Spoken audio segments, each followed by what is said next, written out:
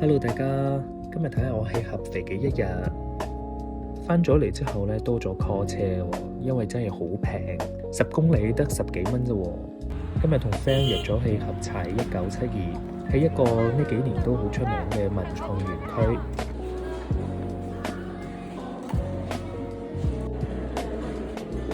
呢度好多 cafe，咁是但揾咗一間睇落去最大嘅，買咗杯 Americano 等等個咖啡。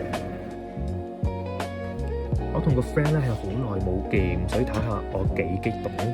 佢就帶我去食呢度最出名嘅意大利菜啦，話呢個芒果大蝦沙律好好食。不過我就中意呢度送嘅 bruschetta。食完飯我哋又喺呢度行咗一圈，我就發現呢度多咗好多嘅復古家私，可能都係為咗俾大家影相。街道兩邊都加咗啲聖誕節嘅裝飾。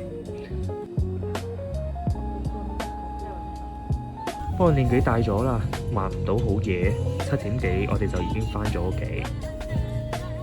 返到屋企仲有盲盒要拆，你鋪乜嘅二機圖，今次就抽到咗個黃色嘅，我就覺得麻麻地喎，你中唔中意呢？